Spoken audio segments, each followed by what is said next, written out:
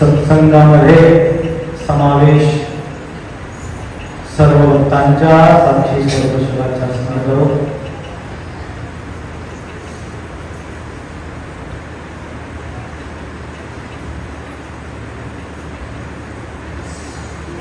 आपल्या प्रवचन शिवपाठाचा महिमापासून प्रारंभ झालेले आहे. कशा करता? दररोज प्रतिनित्य या ठिकाणी आपण शिवपाठ करत आहात. जे आपण पाठ करतो ते पाठ केल्याबद्दल आपल्याला माहिती असावं, त्याचा महत्त्व कळावं. महत्त्व कळाल्यानंतर त्याचा प्रभाव जास्त पडतो. कुठल्याही औषधाचा माहिती नसेल, त्याचा गुणगान करणारा कोणी नसेल, तेवढा प्रभाव पडत नाही. कारण भाव त्याच्याशी अटॅचमेंट होत नाही. म्हणून व्यक्तीचा प्रभाव, वस्तूचा प्रभाव हे कशामुळे होते? त्याच्या गुणगानामुळे होते. म्हणून गुण आणि कर्म आणि स्वभाव हे त्रिपुटी संबंध आहे. ते कर्माबद्दल गुणगान करणे, गुणाबद्दल गुणगान करणे. ज्यावेळी आपण गुणगान करतो त्याला महिमा म्हणले. त्याकरता आशुतोष भगवान भोलेनाथ शंभो ईश्वर साकार मध्ये नसून सुद्धा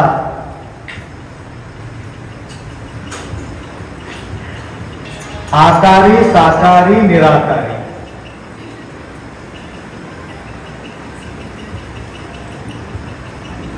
अशा निराकार असलेले शंभू भगवान साकार मध्ये व्यक्त होत राहतात. नाही म्हणता येत नाही. जे जे दिसे दृष्टी पुढे ते अवघे शिवरूप गाडे.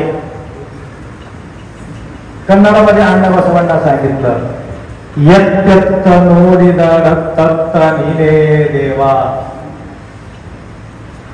आम्ही काय म्हणतो? देव कुठं आहे आम्ही म्हणतो. संत म्हणतात देव कुठं नाही ते सांग. बघा किती फरक आहे. आम्ही काय म्हणणार आहे? देव कुठं आहे आम्ही म्हणणार. महान महान योगी संत ऋषी काय म्हणणार आहे? देव कुठं नाही ते आम्हाला सांग. किती फरक आहे. म्हणून आखरीचा जो व्याख्या होता पापाचे 10व्या नंबरचे, तर तुम्हाला सांगतो. ईश्वराच्या प्रती मनातून विश्वास न करणे हे मोठा पाप आहे. लक्षात आलं का? 10वा पाप देवाला न मानणे. देव आहे किंवा नाही, देव आहे किंवा नाही, आहे की नाही? देव आहे की नाही सांगा. मग आहे म्हणून तर दाखवा.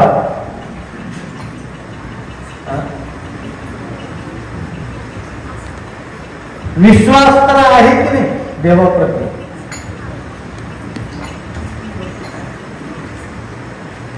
दगडाचा देव करतो, परंतु दगड दिसत नाही आम्हाला. त्याच्या समोर उभा राहून डोळा बंद करून स्मरण करतो.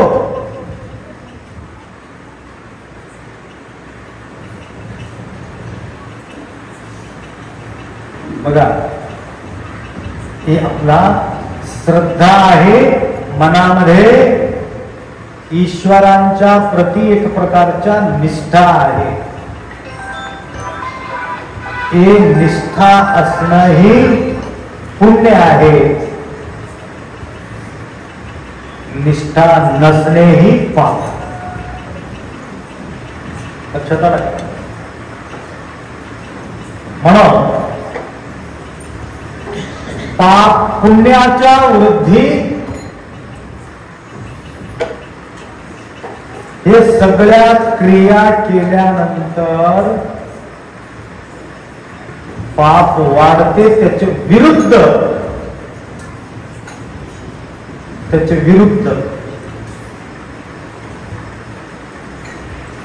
हिंसा करणे पाप, अहिंसा न वागणे पुण्य.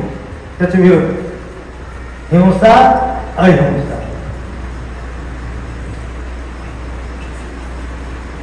सत्य, असत्य. असत्यानं वागलं पाप, सत्यानं वागलं पुण्य.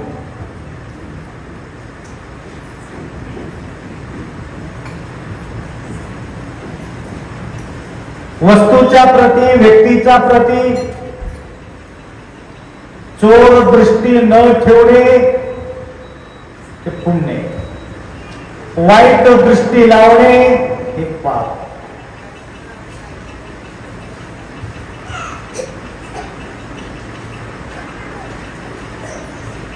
विकाराच्या दृष्टीने अनेक माता आहे, विकाराच्या दृष्टीनं ज्यावेळेस पाहू लागलो तो पाप.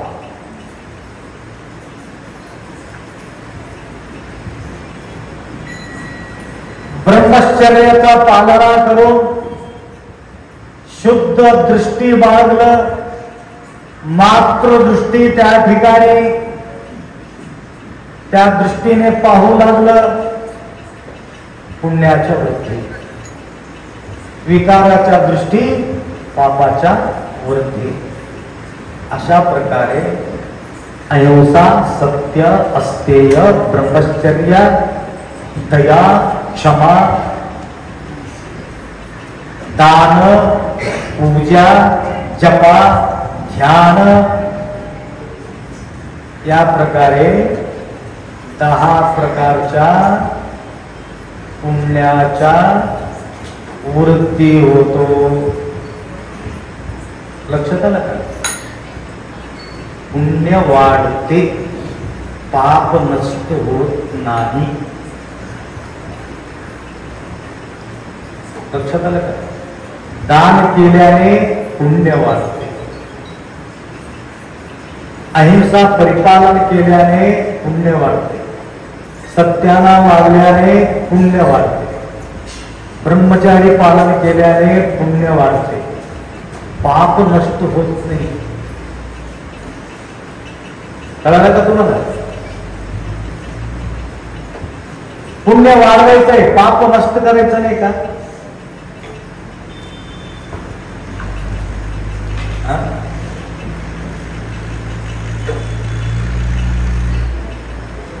अनेक देवी देवता आहेत. किती? अनेक देवी देवतांपैकी एक विशेष स्थान विष्णूला दिलेले. हरी, हरी म्हणजे कळालं का? उद्या यात्रा आहे शाळगावचं. आता येणारा पौर्णिमेच्या दिवशी यात्रा आहे. कोणाचं? नरसिंहाचा यात्रा आहे. नरसिंह ते कोणाचा अवतार आहे? हरीचा अवतार. दशावतारामध्ये एक अवतार नरसिंह. भक्त प्रल्हादांचं रक्षणार्थ जन्म घ्यावा लागला देवाला. भक्तासाठी भूमंडळी, त्या भूलोकाला त्याला अवतार घ्यावा लागला भक्तांसाठी.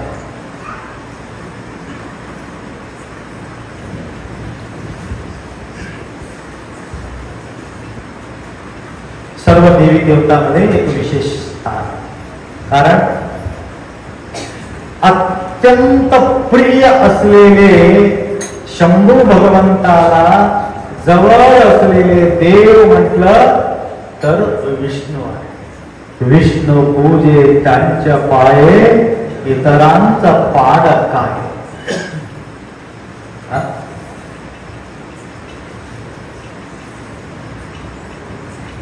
विष्णू पूजे कोणाचे पाय?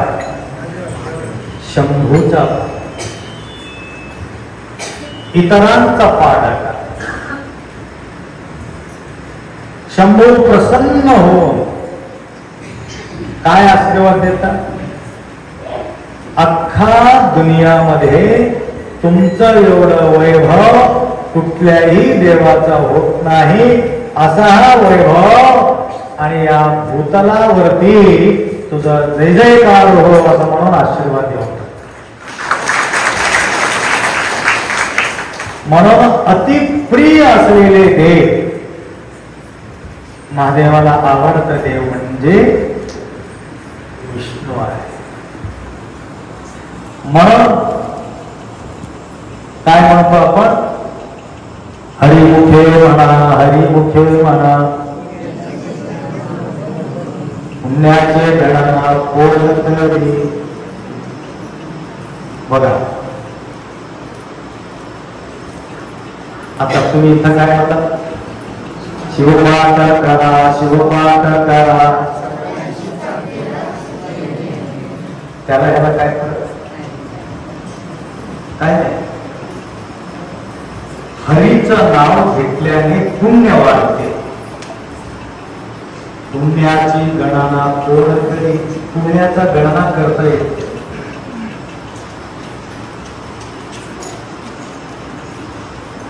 परंतु पाप नष्ट होत नाही.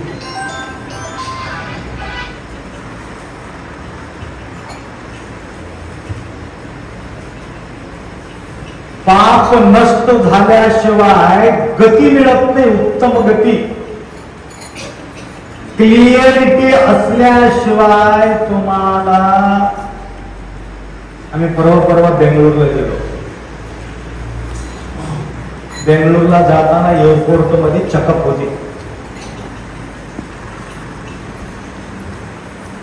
असं चेकअप होते, सगळं मशीन लावतात. थोडं बी टाचणी बी राहिले तर आवाज काढून दाखवा. टोटल क्लिअर असेल तर चला, क्लिअर नसेल तर बरेचशा ठिकाणी त्याला चेकअप करावं.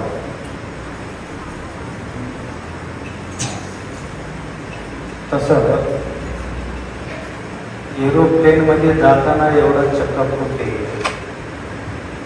बॉडीचं चेकअप, ड्रेसचं चेकअप. परंतु ज्यावेळेस तुम्हाला मोक्ष पदवीला जायचं असेल तर तुमचं चेकअप होते. किती पाप आहे, किती पुण्य आहे, हे चेकअप होते.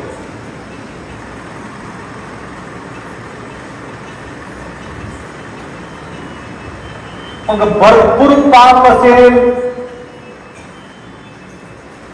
पुण्य कमी असेल,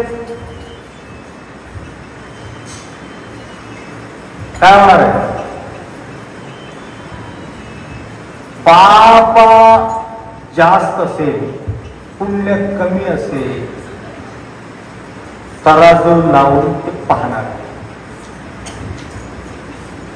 न्यायवादी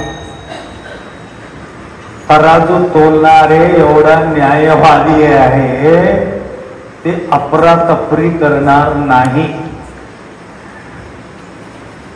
आणि तोंड बघून तराजू धरणार नाही. काय बघणार? फक्त पुण्य आणि पाप तेवढंच बघणार. Clear clear. एक सूत, एक गुंज इकडी तिकडी होणार नाही.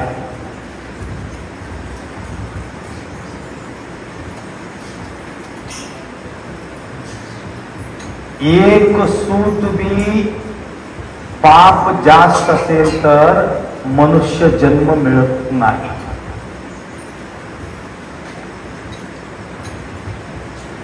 50% पाप 50% पुण्य असेल तर काय होते? मनुष्य जन्म मिळते. 50 वरी थोडासा बी एक गुंज, एक तीळ भर बी पाप वाढला असेल तर मनुष्य जन्म मिळत नाही.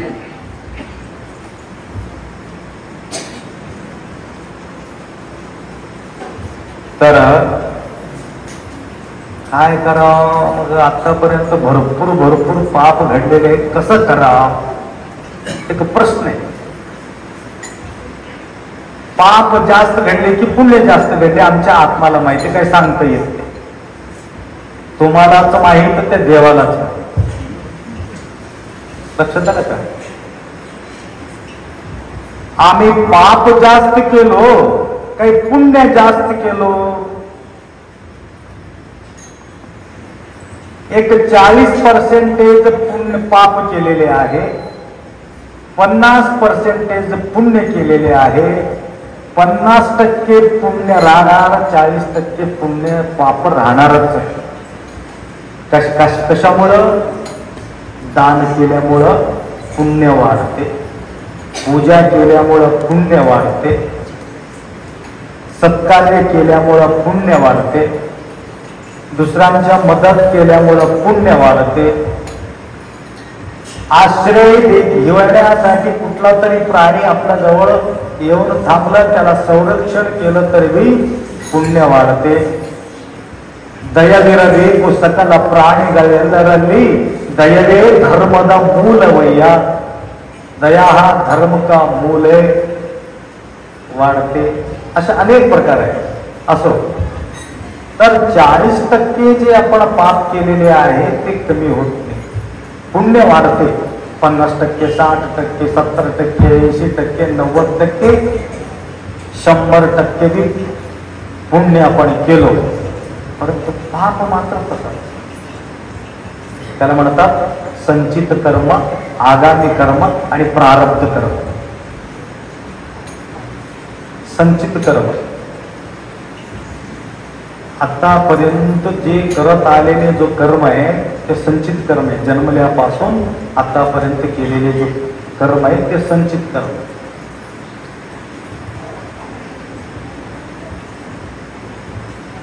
प्रारब्ध कर्म, कोणी गाडीवर येऊन, कोणी भारी भारीचा गाडी घेऊन येऊन, कोणी हिरोंडा गाडीवर घेऊन येऊन, कोणी चलत येऊन, कोणाजवळ चप्पलच नाही, नुसते पाय नाही येऊन.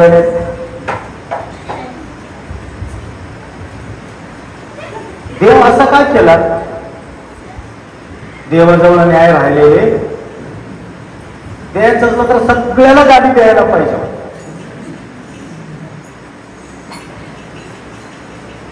असं का केलं देव? देव काय केलेले नाही, आमच्या कर्मानुसार ते दिलेले आहे. अन्न आच्छादन सुख दुःख अधिकार प्रारब्धाचं देख लभ्य. की पहिल्या जन्माचा कर्माचा फळ भोगण्यासाठी आपण आलेले आहोत. श्रीमंत होऊन येऊ लागले म्हटलं तर पहिल्या जन्माचा काहीतरी पुण्याचा शक्ती आहे म्हणून त्याला गाडी भेटलं, घोडं भेटलं, बंगला भेटलं, सगळं. आम्ही पहिल्या जन्मामध्ये तेवढं काही केलेलं नाही म्हणून आम्हाला असं. ते प्रारब्ध म्हणजे प्रारब्ध कर्म. संचित कर्म म्हणजे प्रारब्ध कर्म म्हणजे पहिल्या जन्माचे. संचित कर्म म्हणजे जन्मल्यापासून आतापर्यंत करत असलेले कर्म. आगामी कर्म आता पुढे होणारा जो कर्म. आतापासून चांगलं करतो त्या वंगळ करतो, काही सांगता येत.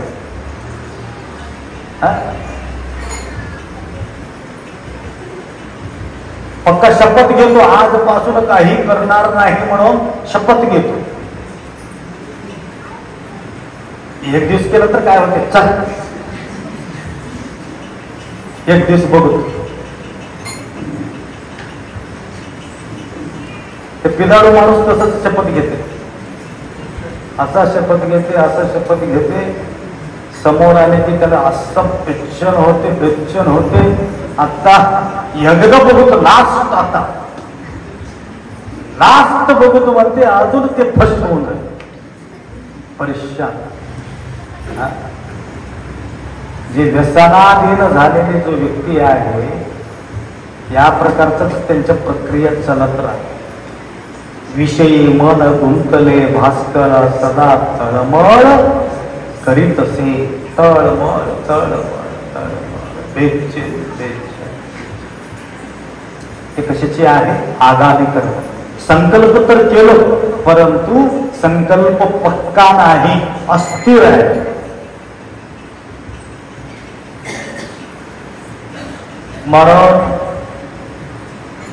तुम्हाला काय सांगायचं होतं, मला शिवपाठाचा महत्व.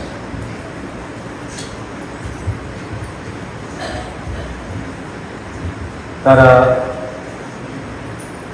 शिवपाठ केल्याने शुद्ध अंतःकरणानं निष्ठा बाळगून जे झाला देव, आता यापुढे असलं काम माझ्याकडून होणार नाही. देवा सद्बुद्धी मला दे, सद्विचार दे, मला भटकायला लावू नको, असा म्हणून संकल्प करो. काय करायचं, शिवपाठ करा, शिवपाठ करा, चौऱ्याशीचा फेरा चुके. एवढंच की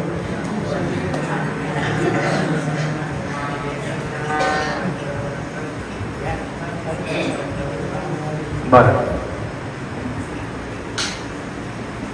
शिवपाठ ह्याच्यासाठी करायचा आहे, पाप तर असा नष्ट होणार आहे, असा नष्ट होणार आहे. तयाचे संचित जाताचे जळवणे नाशक्रिया माने. या नामाचा बलाने संचित कर्म, आगामी कर्म, प्रारब्ध कर्म शुद्ध अंतःकरणानं त्यांच्या नाव घेतल्याने काय होते, मान पाप नष्ट होते. नष्ट नाही, जातसे जळुनी. कशामुळं, नामाचा बळाने. या नामामध्ये तेवढा ताकद आहे, काही करायचं गरज नाही. असा नष्ट होणार, असा नष्ट होणार. ऐसा शिवभक्तांना पाहुनी यमही थरथरला. एवढं प्युरिटी. कसं नाव कसं घ्यायचं, प्रेमानं, सदा प्रेम युक्त जपा शिवा नामा सकळ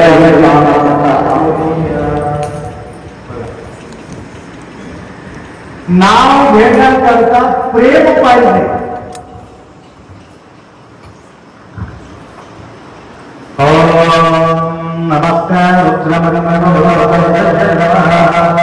नमस्कार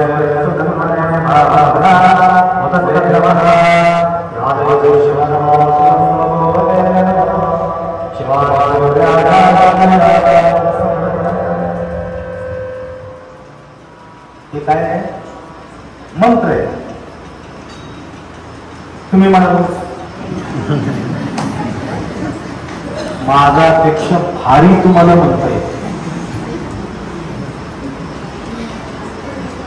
तिथे एक महाराज होते, वीरभद्रप्पा महाराज, गंगाधर सरवडी, मोठ्या आपाची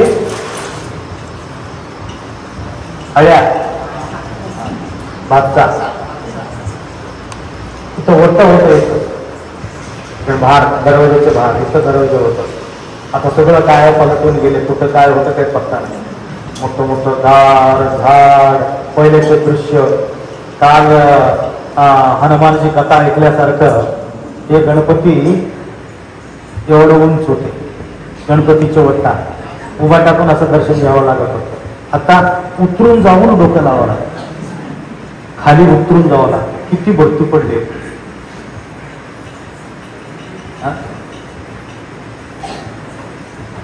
तर मोठे मोठे दगड होते, दीपमाळा होता बाजूला.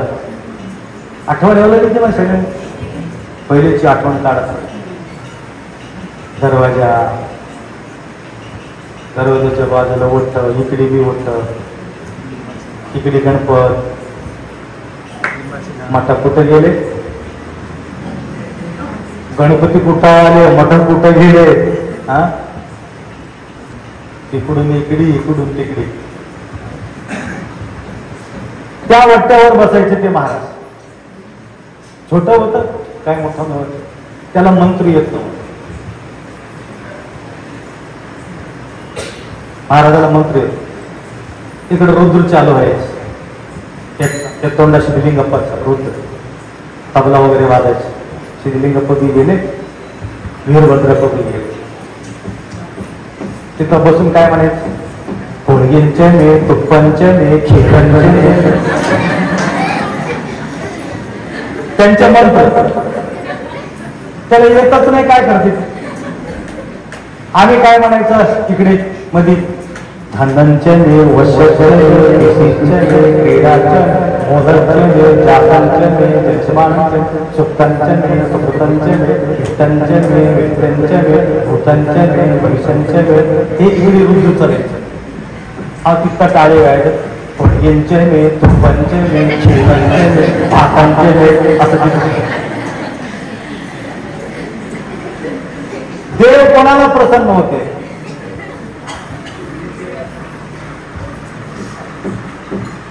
सांगा बघू.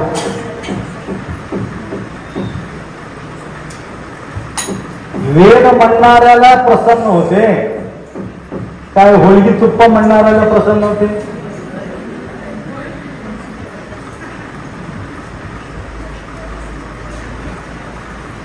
देवाला शब्द कळत नाही, देवाला भावना कळते. भावनाचा भाषा देवाला कळते, शब्दाचा भाषा देवाला कळत नाही. दगडावर बसलेले,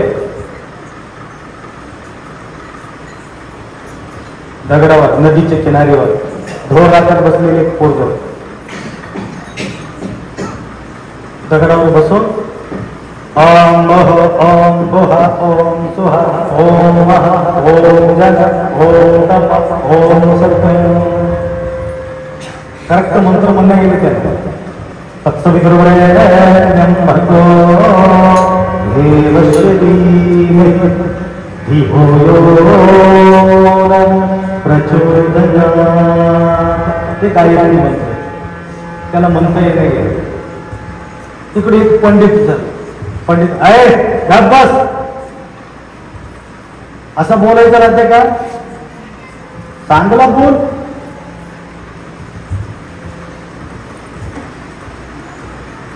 त्यावेळी तो म्हणाला, मला मंत्र कळत नाही. मंत्र कळत नसलं तर म्हणायचं कशाला, मला आनंद वाटते म्हणून म्हणतो.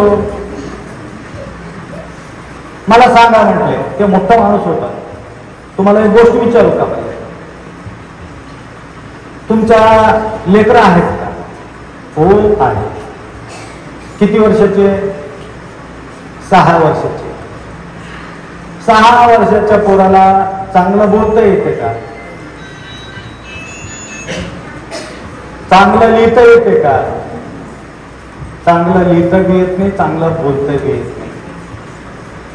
तरी सुद्धा इकडून तिकडी लिहिला असेल तर तुम्ही काय समजून घेता, न कळता लेकरू तिकडून इकडे लिहिलेले आहे म्हणून तुम्ही सगळं लेवल करून घेता की नाही. हो, तसाच माझ्या महादेवाला सगळं कळते, ऑटोमॅटिक सगळं जुळून घेते. सांगायचं तात्पर्य सदा प्रेमयुक्त जपा सेवा. शब्द चुकलं तर हरकत नाही, परंतु भाव मात्र चुकता कामा नाही. भाव तिथं हे. याचा अर्थ असा नाही की गलत वाचन करावं, शक्यतो गलत वाचू नये. कसं बी बोलत तर मी चालते म्हटलं तर जमत नाही. ज्याला कळत नाही त्यावेळेला देवाला ऑटोमॅटिक समजून घेतो.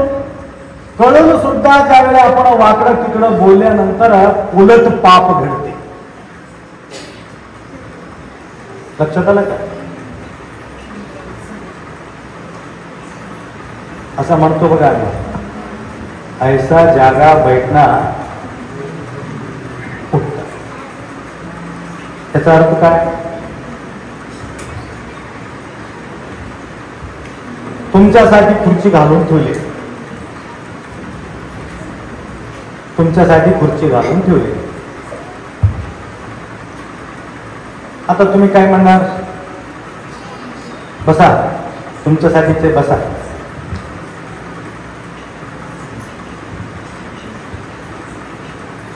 आणि काही विशेष अतिथीची लोक आहेत, रघुवीरजी सारखं जे महात्मा सारखं जे आहे, अशा लोकांना त्यांचे एक स्थान विशेष त्यांना देतो. बसा. ज्या ठिकाणी त्यांच्या स्थान आहे त्या ठिकाणी बसल्यानंतर कोणी काय म्हणणार नाही, उठा. आणि तिथं मिनिस्टरचं नाव लिहिलेलं आहे आणि त्या ठिकाणी त्याला बसवले. मला कधी कधी काय करतात लोक, ते नवरदेव बसायच्या जागाच्या ठिकाणी बसायला कोशिश करतात. अजून नवरदेव आले की मला उठावं लागतं. म्हणून आम्ही काय करतो, पहिला माझ्यासाठी खुर्ची घालून ठेवा. साधा असला तर असला, परंतु उठता कामा नये. ऐसा बैठना उठणाच नाही, उठे तो बैठणाच. म्हणून बाजूला एक खुर्ची घेऊन साधा काय व्हायला, बरोबर आहे की नाही? बरेच आपण इथं बसा, इथं बसा. कशाला बसू? मला उठवायचं आहे का तुम्हाला? म्हणून बसायचं. तर काय काय लोक काय करतात, त्यांच्या नावानं खुर्ची असलं तर खाली बसतात. त्यांच्या नावानं खुर्ची रिकामा आहे, खाली बसतात. आता हे शिवलिंगराव सारखे तुम्ही उठा, असं कसं जमते? उठा नाही ना, उठा हो, असं उठावंच लागतं तिथं. खुर्ची पहिला बसला असेल तर कशाला उठावं लागत होतं? त्याला वाटते खाली बसली की मोठेपणा वाढते. मोठेपणा कशाला? उठावंच लागतं. ज्या ठिकाणी तुमच्या व्यवस्था आहे त्या ठिकाणी तुम्हाला बसावंच लागतं. आता बघा, कधी कधी तुम्हाला बी उठायला लावतात, सरका मागे, सरका मागे. आता मागे बसलेल्या माणसाला कुठं सरका म्हणतात? ते महागीत बसलेले सरका मागेचा प्रश्नच नाही. असा अर्थ नाही की उद्या तुम्ही मागीत बसून राहिले पलीकडे असो. तर काही काही आपलं व्यवस्था केलेली. म्हणून देवाने काय केलेले आहे, आमचं व्यवस्था करून पाठवून दिलेले आहे. आणि ते भोग भोगण्यासाठी या ठिकाणी आम्ही आलो. आपल्याला उत्तम गती प्राप्त करून घ्यायचं आहे. जन्म आली आतू करीबा स्वहित, स्वतःचं हित करून घ्यायचं आहे. म्हणून शिवपाठ केल्यामुळं शुद्ध प्रेमानं, शुद्ध अंतःकरणानं पाठ केल्यानंतर पाप तर नष्ट होणारच आहे. माऊली सांगत होते, एक वाक्य होतं सद्गुरू बसवलिंग शिवाचार्य गुरुमाऊलीचं. बरेचसे पेपर होते, कुठं पडून गेले की काय पत्ता नाही. त्या पेपरमध्ये अशा लिहिलेले होते, ऐसा चित्त शुद्ध होता है, ऐसा चित्त शुद्ध होता है, वहां पे साक्षात भगवान आपका हृदय में आकर के बैठता है. पहिले महाराजांनी लिहिलेले हे वाक्य. म्हणून या ठिकाणी तुम्ही भाग्यशाली आहात. कसं चाललंय आपलं पाठ? क्लिअर क्लिअर क्लिअर धुणं चालू आहे. पवित्रता चालू आहे, शुद्धी चालू आहे. मन मासिदडे शरणರ अनुभवದಲ್ಲಿ इक्कुವುದು. बरेचशी वेळ बोलले रे, डबल डबल बोलायची गरज नाही.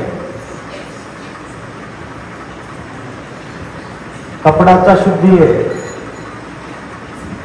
अंगाचा शुद्धी आहे, त्याला साधनचा व्यवस्था आहे. परंतु पाप धुण्यासाठी कोणता साबण वापरावं, कोणत्या दुकानामध्ये जावावं, एकमेव दुकान आहे.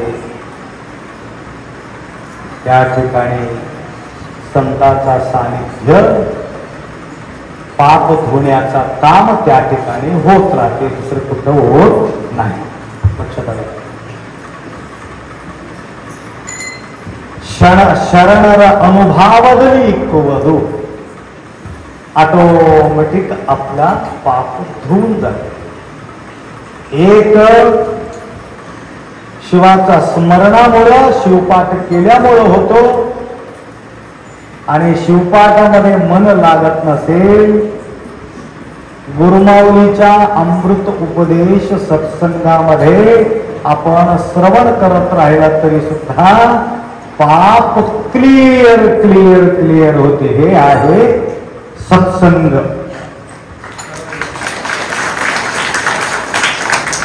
म्हणून या ठिकाणी मन रमण्याकरता काय करावं लागेल? मन रमत नाही, विषय विकार मध्ये जास्त मन रमते.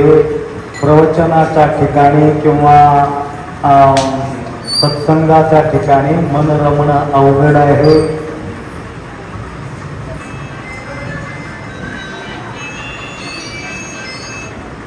तर त्या ठिकाणी थोडासा काय करावं लागते? ठिकाणी प्रश्न केले. त्याग, वैराग्य. वैराग्य वैराग्य देव देतो, काय ऑटोमॅटिक निर्माण होते? हे प्रश्न होत त्याचे. वैराग्याच्या प्राप्ती देव देतो, काय ऑटोमॅटिक होते?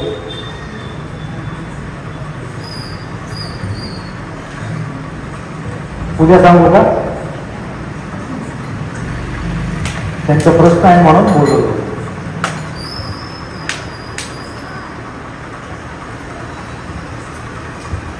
वैराग्य तुमच्या दृष्टीला कधी कधी होत असते आणि तुम्हाला अनुभवाला येत असते. परंतु वैराग्य झलक देऊन सुद्धा आपण काय करतो? तो वैराग्याला दिलेले वैराग्य विसरून जातो. वैराग्य कधी कधी येते माहिती आहे का?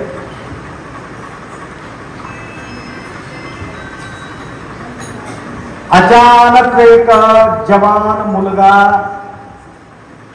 मृत्यू पावला, ऍक्सिडेंट मध्ये तो गेला. गेल्यानंतर काय म्हणणार? अरे रे रे, असं व्हायला नको होतं, लई लहान लेकरू होतं, काय खरं नवं बघा, कधी जातो काय सांगता येत नाही, ह्याचा काय श्वासाचा पत्ता नाही, काय खरं नाही. आता असलेले जीवन मात्र चांगलं जगावं, कधी जातो काय सांगता येत नाही. म्हणून त्यावेळेला काय होते?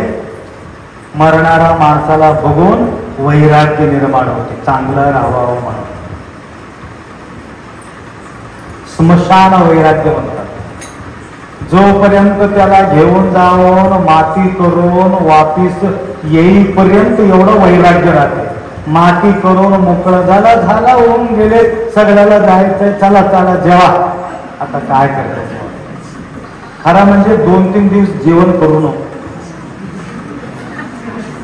खरं दुःखात कधी जेवण जात नाही. म्हणून जे जवळचे व्यक्ती ज्यावेळी मरतो, एकदम जिवलग व्यक्ती मरतो, त्याला अन्न गोड लागत नाही, झोप लागत नाही, अन्न गोड लागत नाही, म्हणून त्यावेळी उपास राहिलेले बरं.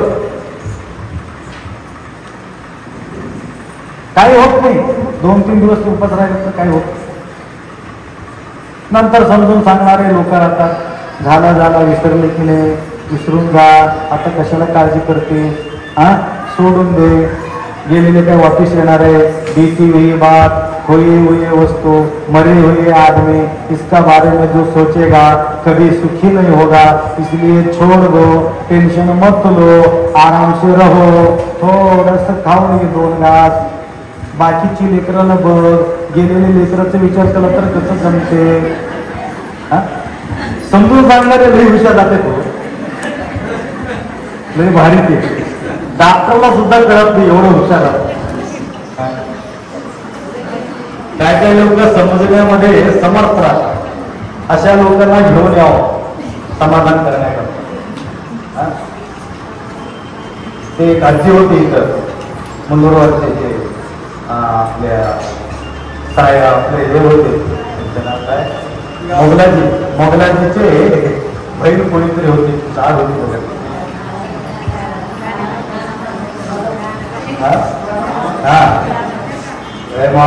वाघ मंची मुंडे आंबा,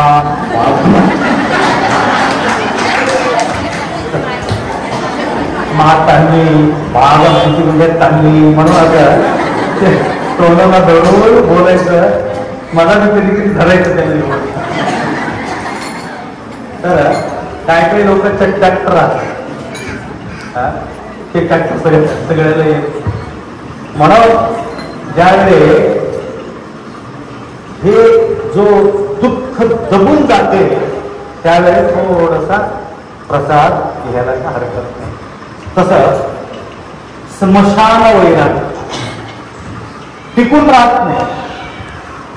अभाव वैराग्य जे आपल्याला मिळत नाही त्यावेळेस सुद्धा आम्हाला काय कामाचं नाही, सगळं सोडून गेलेले बरं असं वाटतं. एकाला एक लागत नसेल तर अभाव वैराग्य. प्रसूती वैराग्य, डिलिव्हरीच्या पिरियड मध्ये ते बाईला वाटते कधीही माझ्या पोटातून दुसरा लेकरू होऊ द्यायचंच नाही. नंतर महाराज बोलले, अप्पा मुलगा पाहिजे होतो, अरे विसरलीच का ते माझं, पोट कापून टाकले तुमची, सहन न होता आता कापून टाका माझा पोट. पोट कापून बाहेर काढले लेकरू, लेकरू बाहेर येऊन तुम्हाला कापून टाकले.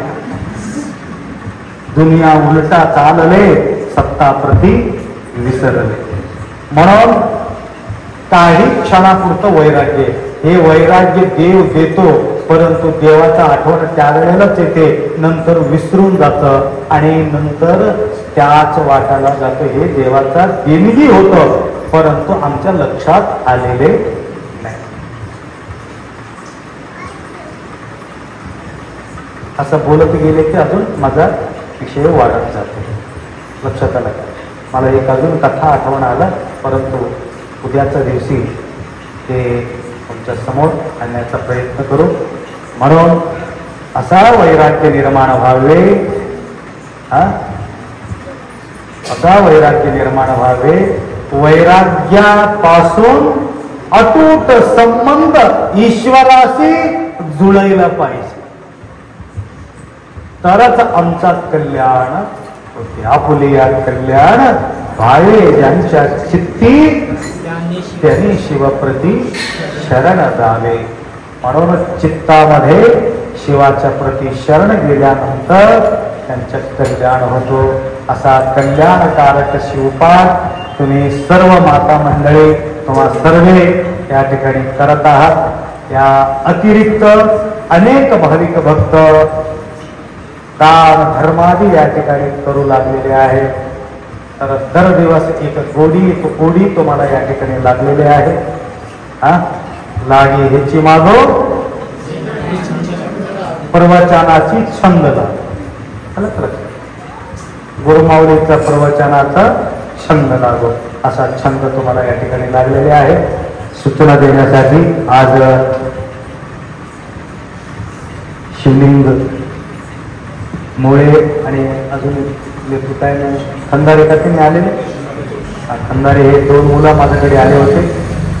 तर त्यांना आम्ही पादुका दिलेले आहे.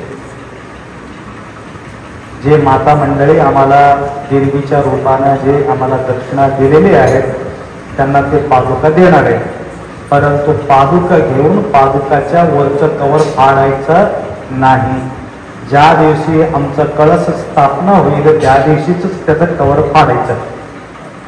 नंतर त्या दिवसापासूनच पूजा सुरुवात करायची. आतापासून पूजा सुरुवात तुम्ही करू नका. कळस चढल्यावरच पादुकाच्या पूजा सुरुवात करा. आणि ते प्रत्येक मातांना ते पादुका पोहोचणार आहे. सुंदर पादुका आहे. आतापर्यंत सगळे देवदेवता आम्हाला दिलेत, परंतु गुरुचं चरण मात्र आतापर्यंत आम्हाला कोणी दिले नाही. ध्यान मूलो गुरुमूर्ती, पूजा मूलो गुरुपादा. गुरुचा पाद,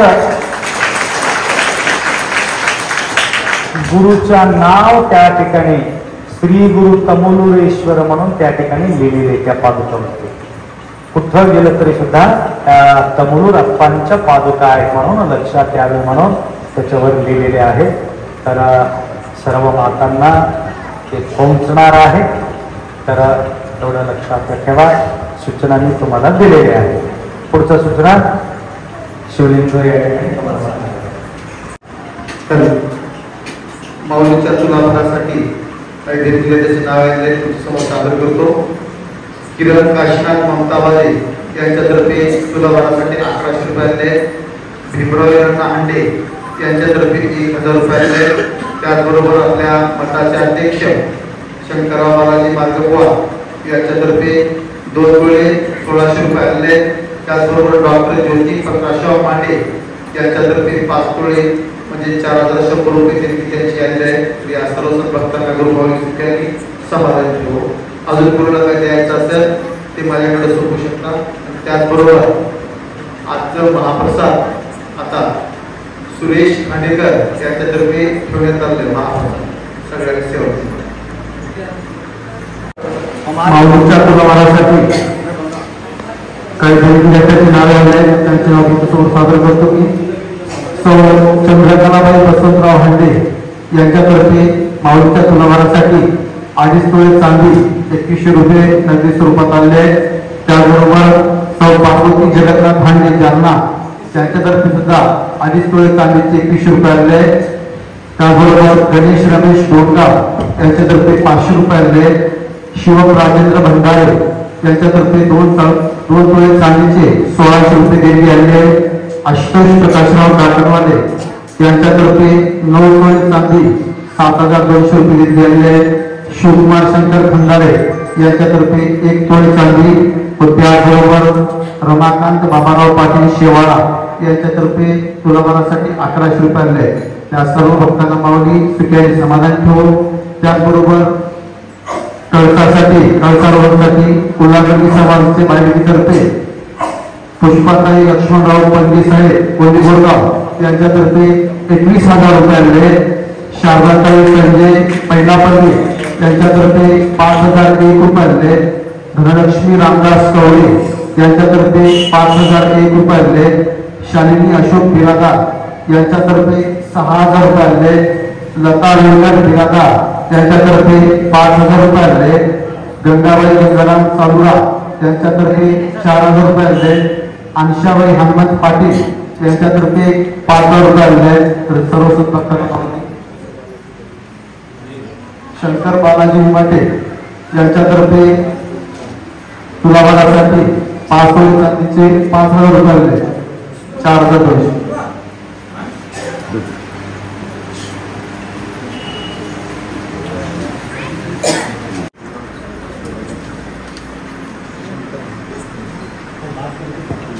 शिवकुमार शंकर खंदारे यांच्यातर्फे 801 रुपये आले आहेत. माऊली त्यांना सुखी आणि समाधान ठेवू.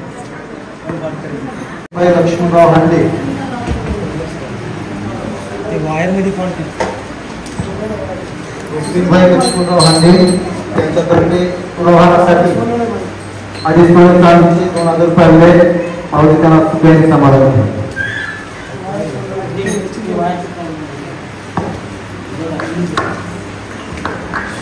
सुनीता काय म्हणजे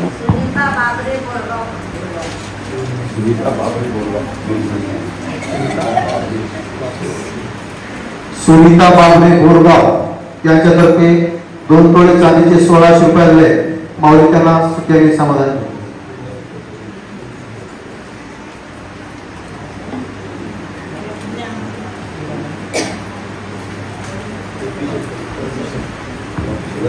इरामणी मारुती देशमुख अन्नापूरकर कळसासाठी 2100 रुपये आले. माऊली त्यांना सुखी आणि समाधान.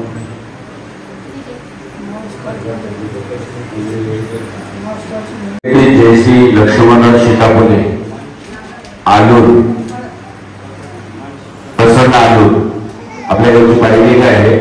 रात्री घटनालेला त्यांची एक मनोकामना आहे होते बाप्पाच्या अक्षरानं पूर्ण झाल्यामुळे त्यांनी एक नवस बोलले होते. सुवर्णदानचा पाळणा बांधायचं, सोन्याचं दान देण्याचं आहे. तर ते माऊली आप्पाच्या आशीर्वादानं त्यांच्या मनोकामना पूर्ण झाल्याबद्दल ती गेल्या 8 दिवसापासून सतत फोनवर संपर्क होते. पण आप्पा अनुष्ठानला असल्यामुळं आम्हाला काही सूचना दिलेली होती. पण आज योगायोगानं जयश्री लक्ष्मणराव सीतापुले राहणार बसवण्णा आलो खाली मुक्काम रत्नागिरी तिथून त्यांनी सुवर्णदान आप्पाला सोन्याचं पाळणा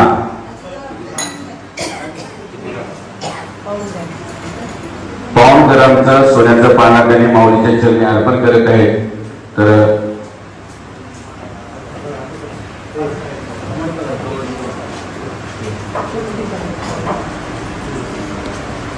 असेच मनोकामना दर्शन करतात. आपल्या गावच्या उजरीची मुलगी आहे तर त्यांचे नवस होतं तर ते सोडून त्यांनी आज माऊलीच्या चरणी अर्पण केलेले.